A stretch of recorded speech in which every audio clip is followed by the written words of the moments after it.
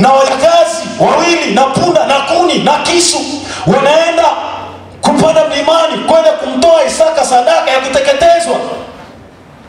Lakini baadaye utaona ya kwamba wakati Ibrahim baada ya kujenga madhabahu, anamchukua mtoto wake, anamweka juu ya madhabahu. Mungu anamwambia Ibrahim, usimtendee mtoto wako chochote. Ibrahim anageuka nyuma, anamuona mwana kondoo wa kutolewa nini? Dhabihu, wa kutolea sadaka ya kuteketezwa. Sasa kuanzia aya ya 15 kuna kitu kikubwa ambacho tutajifunza hapa. Hebu malaika wa Bwana akamwita Ibrahim mara ya pili. Malaika wa Bwana akamwita Ibrahim mara ya pili. Akatoka mbinguni akisema. Akatoka mbinguni akisemaje? Nimeapa kwa nafsi yangu. Mungu anasema ya kwamba nimeapa. Nimefanyaje? Nimefanyaje eti? Nimeapa. Mungu anamwambia Ibrahim kupitia malaika, kwa nafsi yangu mimi Mungu nimeapa. Mungu anapa nini? Asema Bwana. Ndio. Kwa kuwa umetenda neno hili. Kwa kuwa umetenda neno hili. Neno gani? Wala hukunizuilia mwanao. Wala hukunizuilia mwanao. Mwanao wako yupi? Isaka. Mwanao wa pekee. Mwanao pekee Isaka. Kwenye aya ya kwanza anasema naye, anamwambia kwamba ndio una mtoto mmoja tena wa pekee, mzaliwa wa kwanza, na ninajua unampenda kwa sababu ni wa pekee, lakini namtaka umtoe nini jamani? Sadaka ya kuteketezwa.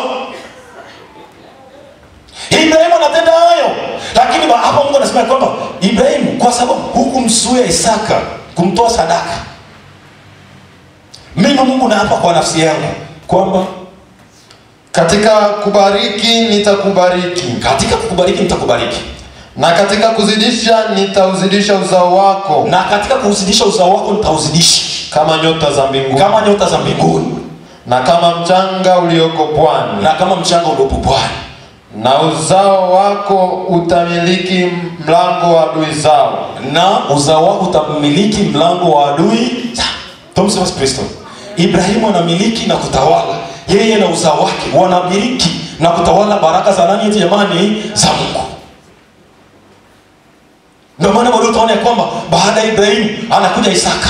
Anaishi maisha ya baraka ambao ameshaishi baba yake na jamani Ibrahim. Anakuja Yakobo, anaishi maisha ya baraka, anaishi babu yake na jamani Ibrahim.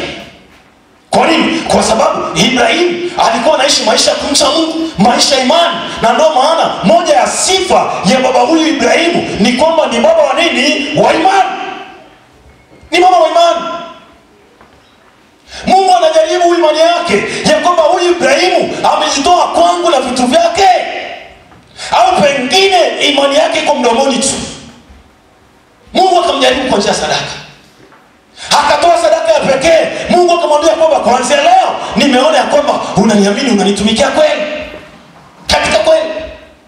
Kwa sababu huku nisulia mwanao wa pekee umpendaye Isaka. Kwa sababu umetenda jambo hili. Katika kukubariki utafanya jamani, nitakubariki. Kumbe wakati mwingine tunashindwa kubarikiwa kwa sababu tumekuwa wachoyo mbele za Mungu. Tumekuwa wachoyo mbele za nani jamani? Tumekuwa wachoyo mbele za nani? Tumekuwa wachoyo. Tumekuwa wachoyo mbele za Mungu. Hakujitoi. Ibrahimu ana mtoto mmoja Isaka tu, lakini Mungu akamwambia mtoe, akamtoa. Mungu anasema nimeapa kwa nafsi yangu kwa sababu huku nisuulia mwanao wako wa pekee Isaka. Katika kukubariki nitakubariki, na kuzidisha uzao wako nitafanyaje? Nitauzidisha. Halo? Halo? Mwambie yako kwa kutoa kuna baraka. Mwambie yako kwa kutoa kuna baraka. Lakini sasa inategemea unatoaje. Ni kweli sio kweli? Inategemea unatoaje. Unatoa nini? Kwa nini? Wakati mwingine unapotoa kuna mawili. Kuna mangapi? Unaweza ukabarikiwa na unaweza kufanyaje? Ukalaaniwa. Katika kutoa kuna mbili. Aidha ubarikiwe au ulaaniwe. Inategemea kwamba Mungu alipokubariki katika hizo baraka ulijitoaje. Sema amina. Sema amina. Mfano mzuri ni kitabu cha Mwanzo sura 4 tumetoka kusoma. Habili na Namyamani na Kaini. Huyo anabarikiwa, huyo analaaniwa. Sadaka ya huyu ilikuwaje? Na sadaka ya huyu ilikuwaje? Mtumishi wa Ibrania sura ya 11 aya 4. Waibrania sura ya 11 aya 4. Hebu soma hapo. Hebu soma hapo haraka. Waibrania sura ya 11 aya 4. Hebu soma haraka. Waibrania sura ya 11 aya 4. Aya ya 4, neno la Mungu linasemaje? Kwa imani Habili alimtolea Mungu dhabihu iliyo bora kuliko Kaini. Kwa imani Habili, yule ambaye Mungu alimbariki, alipotoa sehemu ya kondoo zake zilizonona sadaka kwa Bwana. Hapo kwa Ibrania anasema kwamba kwa imani Habili alimtolea Mungu sadaka iliyo bora kuliko Kaini. Kwa sababu hiyo ikatokea nini? Kwa hiyo alishuhudiwa kuwa ana haki. Alishuhudiwa ya kwamba ana haki ya kubarikiwa. Japo Kaini aliona si haki, lakini mbingu na malaika pamoja na Mungu zinashuhudia kwamba Habili ana haki ya kubarikiwa. Kwa nini? Alitoa dhabihu iliyo bora kuliko ndugu yake. Sema amina. Sema amina. Mwambie ndani yako kwa kutoa kuna baraka. Mwambie ndani yako kwa kutoa kuna baraka. Sasa wakati mwingine tunapenda kupokea, si kweli? Lakini kutoa hatutaki. Lakini wakati mwingine tunajitoa, lakini katika hali ya uchoyo, nafsi zimeinama. Kumtolea Mungu haupotezi hata nukta. Kornelio, sikiliza kitu ambacho Mungu anamwambia Kornelio kwenye kitabu cha Matendo ya Mitume sura ya 10. Kitabu cha Matendo sura ya 10. Hebu sikiliza kitu ambacho Mungu anamwambia Kornelio. Hebu soma. Matendo ya Mitume sura ya 10. Aya ngapi? Kitabu cha Matendo ya Mitume sura ya 10 aya ya kwanza. Ndio. Palikuwa na mtu Kaisaria jina lake Kornelio. Ndio. Akida wa kikosi kilichoitwa Kiitalia. Twende haraka. Mtu mtaua mchaji wa Mungu. Mtu mtaua mchaji wa nani jamani? Mtaua mchaji wa Mungu. Yeye na nyumba yake yote. Yeye na nyumba yake yote. Naye alikuwa akiwapa watu sadaka nyingi. Na kumwomba Mungu daima. Na kumwomba Mungu nini jamani? Kuna mawili hapo. Anaomba sala nyingi, lakini pia anatoa sadaka nyingi. Tumsifu Kristo. Kwa hiyo kusali anasali tu na kujitoa pia. Lakini maandiko yanatuonyesha kwamba huyu mtu alisali kabisa mkononi mwa Bwana. Kwa nini?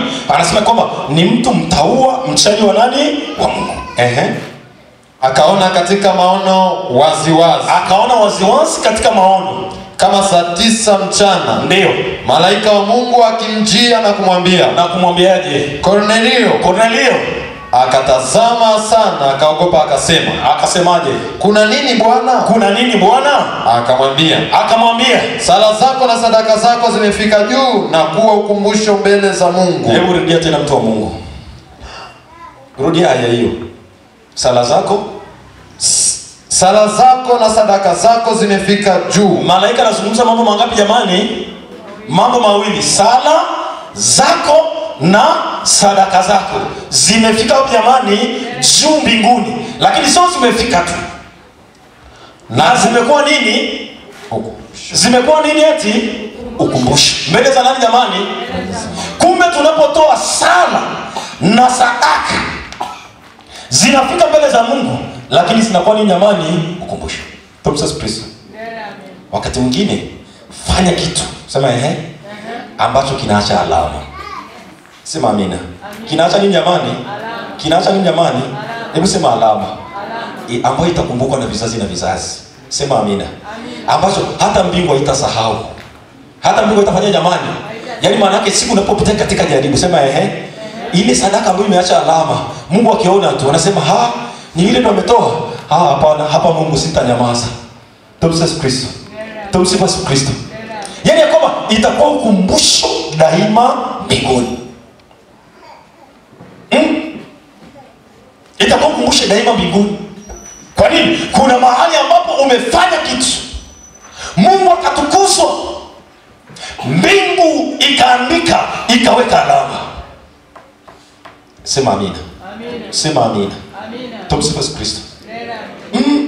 Mungu ametubariki sana, lakini Mungu asitubariki Mungu kupitia kanisa. Tujitoe kwa ajili ya kanisa, kwa ajili ya mambo ya kanisa, kwa ajili ya hata wale wanaohudumu katika madhabahu ya Bwana. tulitegemeza kanisa la Bwana. Tujitahidi tutende hata matendo ya huruma kwa wasiojiweza. Tuache ubinafsi. Tuache ubinafsi. Ndio hiyo amri kuu ya mapendo. Inasemaje? Mpende Bwana Mungu wako kwa moyo wako wote, kwa roho yako yote, na kwa akili yako yote. Mpende na jirani yako kama nafsi yako. Kwa ajili ya nani? Kwa ajili ya Mungu. Yesu anatufundisha amri kuu ya mapendo. Lakini amri kuu ya mapendo ina sehemu kuu ngapi jamani? 2. Sehemu ya kwanza kumpenda Mungu. Sehemu ya pili kumpenda jirani. Siko jamani? Lakini utashangaa umebarikiwa, lakini jirani yako wala mkumbuki.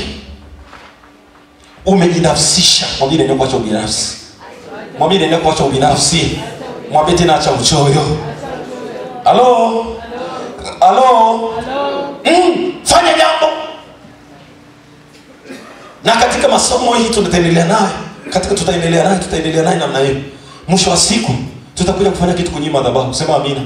Tutafanya kitu ambacho itaweka alama. Sema amina. Sema amina.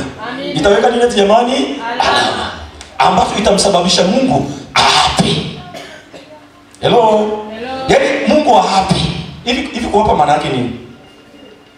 Kuwapa maana yake nini? Kama kujikomiti, siko jamani, kujifunga kwamba lazima, niko sio kweli. Lazima. Sasa jamani, Mungu ni mwongo? Hapana. Mungu ni mwongo? Hapana. Mungu sio mwongo. Mungu ni mwaminifu. Mungu anawapa Abrahamu Ibrahimu kwamba kwa sababu umetenda neno hili la kunitolea Isaka mwanao katika kubariki, lazima nitakubariki. Lazima nitakubariki na uzao wako wote. Sema amina. Amina. Simama kwa miguu yako, shika na hiyo sadaka yako ile bora na safi ya kumtukuza Mungu kwa ajili ya siku ya leo.